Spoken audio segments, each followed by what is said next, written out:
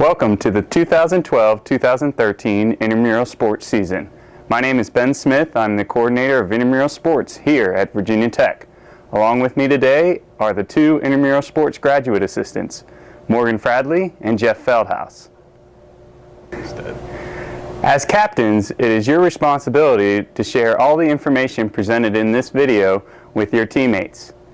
You can actually send them the YouTube link so they can view the video on their own time. Also, under each sport on our website is the captain's information sheet. Make sure you review this prior to season play. The Intramural Sports program follows a game time is forfeit time policy. This means that if you don't have the minimum number of players required to start your game at the assigned game time, you will not be able to play that game. We suggest that all captains inform their teammates to arrive no later than 15 minutes before game time to ensure your team will be able to play.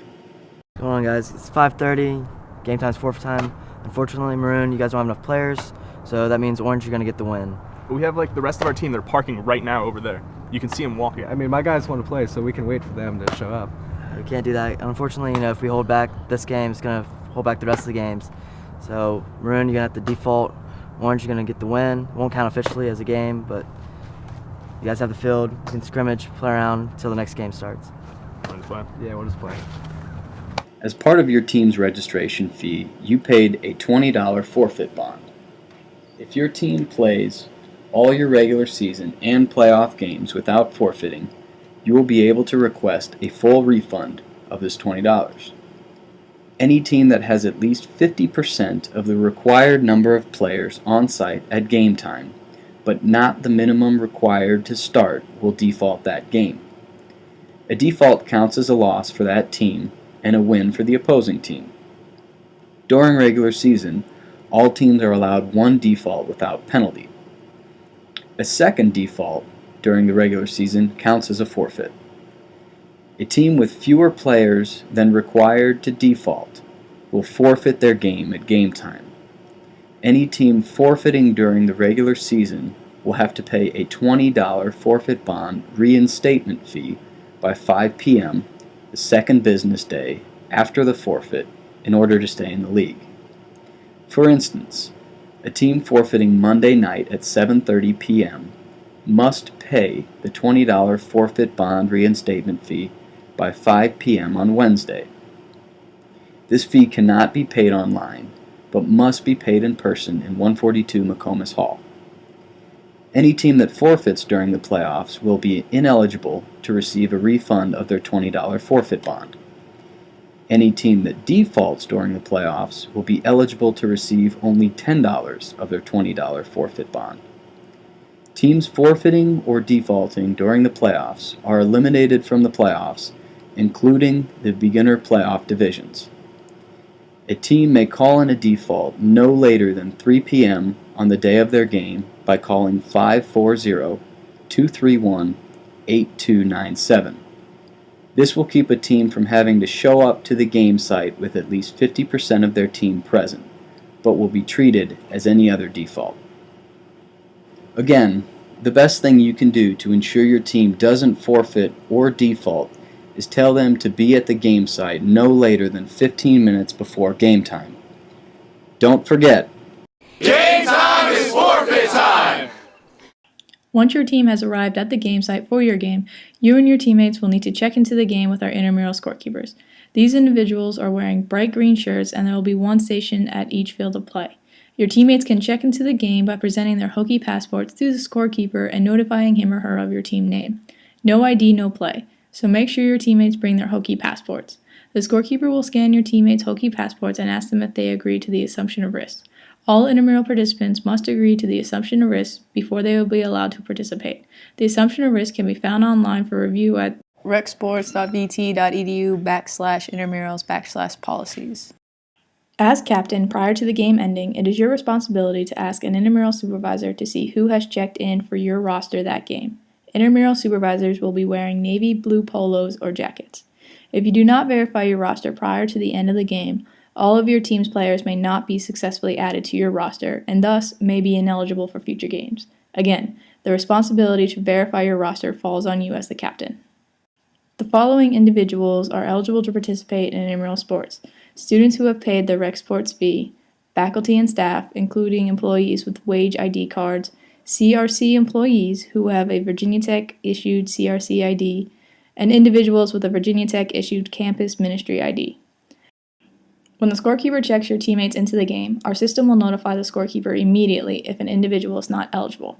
In those situations, a supervisor will be called to discuss the situation with both the individual and you as the captain. If you and the individual believe that he or she should be eligible, the supervisor can allow him or her to participate, but under the agreement that if that individual is not eligible, your team will forfeit the game and you will be required to pay the $20 forfeit bond reinstatement fee to continue in the league as per the previous discussed forfeit policy. Individuals are allowed to play for one single-sex team. Males cannot play on women's teams, and females cannot play on men's teams. Instead, we offer a co-rec division for many of our sports. Individuals are allowed to also play for one co-rec team. You cannot have more than a +1 ratio of male to female or female to male when playing in the co-rec division. So for intramural sports where co-rec is offered, all individuals are eligible to play for 2 total teams, one in the co-rec division and one in their appropriate single-sex division. Our check-in system will catch any player trying to play for more teams in a sport than allowed. If an individual plays a single game with a team and he or she wishes to play for another team instead, he or she must do so within 7 days of playing with the first team. The scorekeeper will ask the player if he or she wishes to delete him or herself from the first team roster prior to playing with the second team. As captains, you are responsible for informing your teammates that they may only play with one team in a single-sex division and one team in a co-rec division. Team rosters are updated on a daily basis and posted online under the schedule's results link for each sport. So you can check there to ensure your teammates have not played with another team. There are no restrictions on the size of your roster. There are restrictions on the number of varsity athletes and sport club athletes that you may have competing for your intramural team. Varsity athletes are only allowed to participate in intramural sports that are not their allied varsity sport. Intramural teams are only allowed to have a certain number of varsity athletes on their roster at any one time. For this sport, that number is: a former varsity athlete is any athlete who has not been listed on the athletics roster for a minimum of 1 semester. Please note that 2 summer sessions count as 1 semester. The title of former varsity athlete stays with an individual for 5 years after last being listed on the varsity team. Former varsity athletes are allowed to participate in their allied intramural sport, but do count as part of the total number of varsity athletes on your roster. Sport club athletes are defined as anyone appearing on the recreational sports sport club rosters. Sport club athletes are only limited when participating in their allied intramural sport. For instance, an intramural soccer team can have an unlimited number of players from the sport club baseball team, but only a certain number of members from the sport club soccer teams. The maximum number of allied sport club athletes for this sport is: former or current professional athletes are defined as any athlete who was paid for playing a sport. Former and current professional athletes are ineligible to participate in their allied intramural sport. If you believe a team has ineligible players, you are able to file a protest. So next we are going to discuss our protest policies. If you believe a player on the opposing team is ineligible, you can submit an eligibility protest. In order to make this protest, it must be done no later than this time. Any players who show up to the game after this time must be protested immediately if you believe they are ineligible.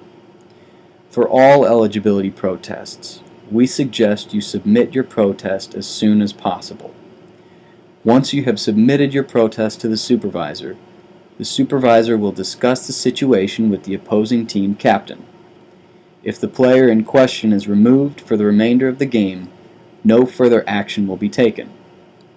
If the opposing captain believes the player in question should be eligible, the supervisor will then record all pertinent game information and provide you with a protest form that you must fill out and submit along with the $10 protest fee by 12 noon the day after the game in 142 McComas Hall. The Intramural Sports Coordinator will then rule on the protest. If you are correct, you will receive your $10 back. If you are incorrect, you will lose your $10 fee. If during the game you believe the referees made a rule misapplication, you can protest that rule misapplication prior to the next live ball. Ask the referee to stop the game and notify him or her that you wish to protest a rule misapplication. The referee will then get the supervisor to come to the field to rule on your protest. After hearing your account of the rule misapplication, the supervisor will discuss the situation with all referees involved and then make a final ruling. If you still disagree with the ruling, you need to inform the supervisor that you wish to make a formal protest. The supervisor will then provide you with the formal protest form, as described previously, and you will have until 12 noon the day after the game to submit your protest form in 142 McComas Hall along with your $10 protest fee. Referee judgment, such as whether a ball was in or out of bounds, is not a rule misapplication and therefore not protestable. Again, if you are correct about your protest, you will receive your $10 back. If you are incorrect, you will lose the $10 protest fee. At Virginia Tech, we try to live by the principles of community, and part of that is our dedication to improving the sportsmanship of our participants. Our motto is play hard, play fair, respect the game. Prior to each game, the referees will ask one member from a team to read out loud the intramural sportsmanship statement. As the captain, you will be given the opportunity at the end of the game to rate the sportsmanship level of the team you are playing on a 1 to 5 scale. The official, scorekeeper, and supervisor of the game will also rate each team's sportsmanship to get an overall average sportsmanship rating for each team. Here's some more detailed information concerning each level of the scale. During the regular season, your team must maintain at least a 3.0 sportsmanship average to advance to the playoffs. Once the playoffs begin, you will be required to maintain a 3.0 sportsmanship average every single game in order to continue to advance. In order to encourage good sportsmanship by individuals, we have developed the I Am Nice shirt. Our supervisors will give these shirts out to participants who display acts of exceptional sportsmanship. In order to encourage good sportsmanship by all teams, we have the weekly sportsmanship award sponsored by Domino's Pizza. All teams receiving a perfect 5.0 sportsmanship rating for their game will be put into a weekly drawing within each sport. We will pull one team from that drawing and the entire team will receive free Domino's Pizza. So remember, play hard, play fair, respect the game. If a player on your team gets ejected from any intramural event, they will be ineligible to use McComas Hall or participate in any intramural event until they have had a meeting with an intramural sports graduate assistant. After meeting with the graduate assistant, the ejected individual will be eligible to use McComas Hall again, but will be ineligible to participate in intramurals until serving any suspension handed out by the graduate assistant. There are no self-imposed punishments. Any player who participates without serving their suspension after being ejected will be considered an ineligible player and will cause your team to forfeit any and all games he or she participates in and be subject to the previously discussed forfeit policies. On the Thursday following the end of registration, teams that have been scheduled into the league will receive their regular season schedule. If the team is satisfied with its scheduled times, it does not have to do anything but show up to the game site 15 minutes before its scheduled game times. If a team needs to make a change to its schedule, be aware that we do not change individual games, but entire schedules. For example, if you are scheduled to play on Thursdays at 6:30 p.m., and your team has a conflict with the second Thursday game, we do not change just that game, but would change all of your game times. Teams needing to make a change have until 8 a.m. on Friday after receiving their schedule to submit the scheduled change request form located on the IM Sports Captain Scholar site. Teams will not be able to request a change after 8 a.m. on Friday and will be required to play as scheduled. Please note that we can only make a schedule change if we have requests from multiple teams within a division and if the requests of the teams can be matched. After regular season games are complete, all teams will be eligible to participate in the playoffs as long as they have not forfeited out of the league without paying the forfeit bond reinstatement fee, and as long as they have maintained the 3.0 average sportsmanship rating across all regular season games. Most intramural sports will have advanced and beginner playoff levels. The champion of the advanced playoffs will receive the current year's intramural champion t-shirt. The champion of the beginner playoffs will receive an intramural sports t-shirt. For 9-on-9 soccer, flag football, volleyball, 5-on-5 basketball, intertube water polo, and softball, we will also have an intermediate playoff level. In those sports, the champion of the intermediate playoff level will receive an intramural sports t-shirt, and the beginner level playoffs will be split into groups of 4 where teams will get the opportunity to play 2 games as long as they don't forfeit or default. In those sports, there are no t-shirts awarded for the beginner playoffs. Although there are no limits on roster size, there are limits on the number of champion t-shirts that will be awarded. For this sport, that number is: teams will be placed into the playoff levels based on their record during the regular season. Teams will have an option of filling out a playoff conflict sheet prior to the scheduling of playoffs to notify the intramural sports program of days and times they have conflicts. On these conflict sheets, teams will also be able to request placement into the advanced or beginner level playoffs. Requests for the intermediate level playoffs will not be accepted. All requests for the advanced playoffs will be honored.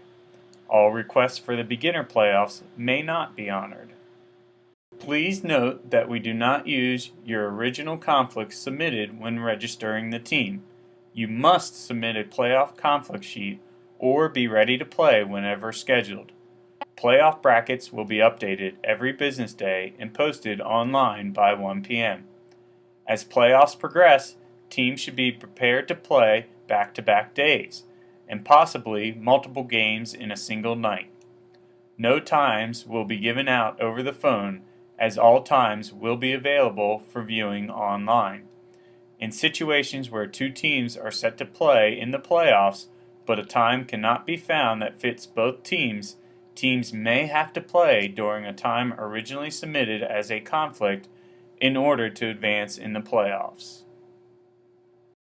Now let's talk about some sport-specific rules. All basketball contests are played between teams of 5. A game consists of 2 20-minute halves with a running clock except for the last 2 minutes of the second half. Teams have 1 30-second timeout each half. Due to the time constraints and court availability, regular season games may end in a tie, but once we reach the playoffs, all games will be played until there is a winner. Please review the overtime rules as listed in the freshman basketball captain's information sheet posted online. Let's talk about putting the ball in play. The game will begin with a jump ball and then alternate possessions the rest of the game. The ball is out of bounds when it touches anything that is out of bounds. The team not responsible for the ball being out of bounds will put it back in play by a throw-in at the spot where the ball went out of play. Substitutions may be made by both teams on dead ball situations such as fouls, violations, and out of bounds. In situations where free throws are awarded for a foul, teams may not substitute until the dead ball period prior to the last awarded free throw. Subs may not enter until called onto the court by the referee. All common, personal, and technical fouls will count towards a team's foul count. On and after the 7th team foul, a one-on-one bonus will be awarded to the opposing team, except for team control fouls. There will be no double bonus awarded at any time.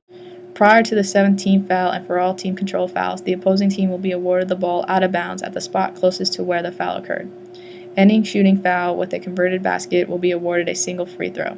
Any shooting foul without a converted basket will be awarded 2 or 3 free throws depending on the shot attempt. Free throws must be attempted within 10 seconds of being placed at the disposal of the shooter. Free throws restrictions for all players end when the ball hits the rim.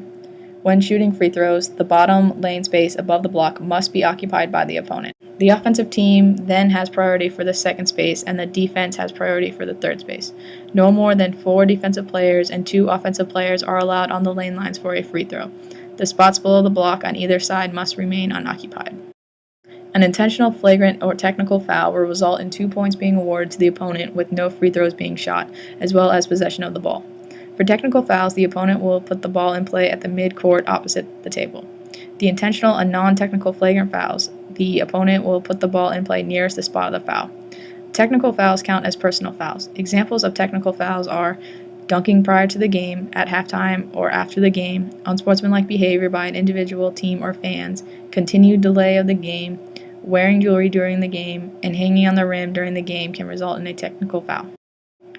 We understand that many intramural participants are competitive, but it is the responsibility of every player to play within the rules of the game and maintain proper sporting behavior. Any issues with sportsmanship will be dealt with by the officials or game administration. Technical fouls called on fans will be attributed to the team captain. 2 technical fouls in a game will result in ejection of the player. Any player intentionally making contact with an official will be ejected. Please note the supervisor on duty reserves the right to impose disciplinary actions on players, teams, or fans if warranted. In a men's or women's game, if 2 minutes or less remain in regulation time and one team leads by 19 points or more, the game will end due to mercy rule.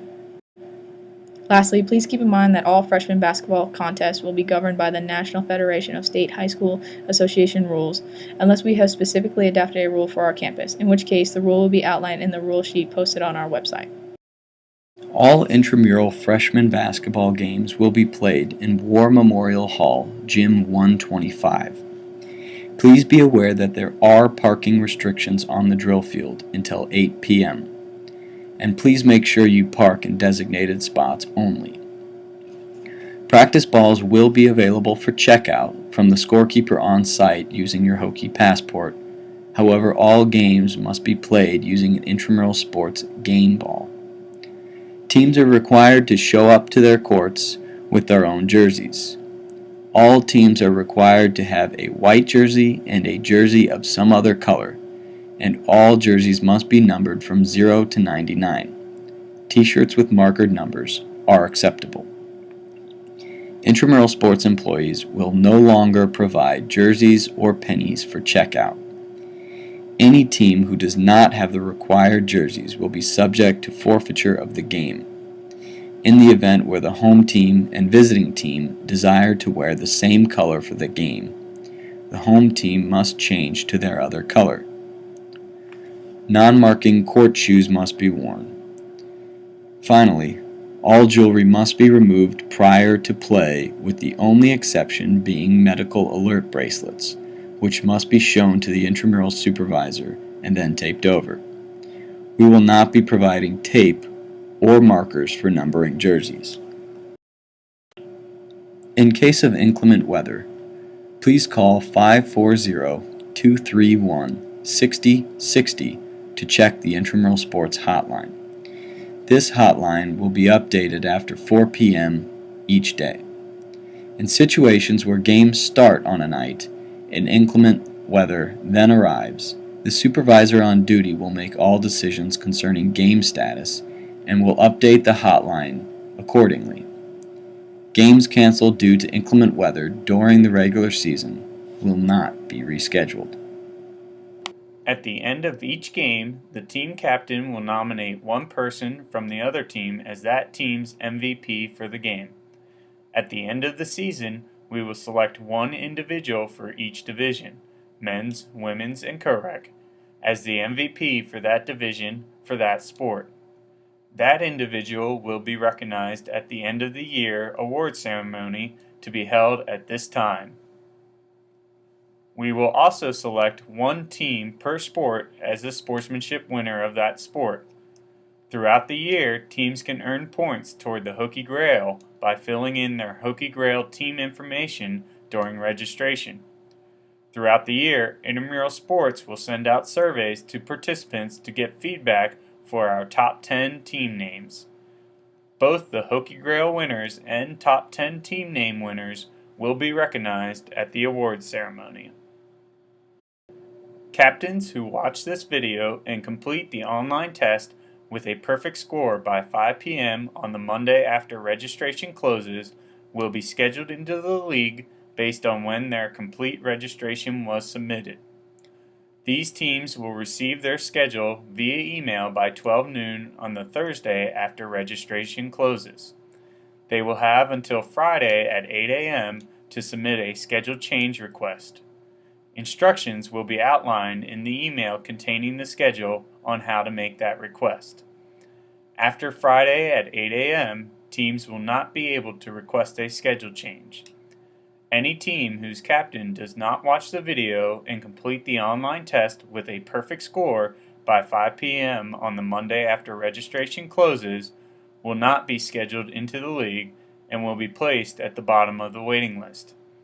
They will then have until Thursday at 12 noon to do one of two things. First, watch the video and complete the online test with a perfect score, or second, fill out the required refund request form online to receive a full refund of their registration fee. Teams that take the first option, watch the video, and complete the online test with a perfect score by Thursday at 12 noon will be placed on the waiting list in the order that they successfully complete the online test. If there are still spots available in the league, they will then be scheduled into the league. If there are no spots available in the league, they will remain on the waiting list. If no spots then become available during regular season, the team will be eligible to request a full refund of their registration fee. Here are the important dates that you will need to know for this sports season. We suggest you review the captain's information sheet for this sport as posted online. Also, our overall program policy manual, as well as new policies for this year, can be found here.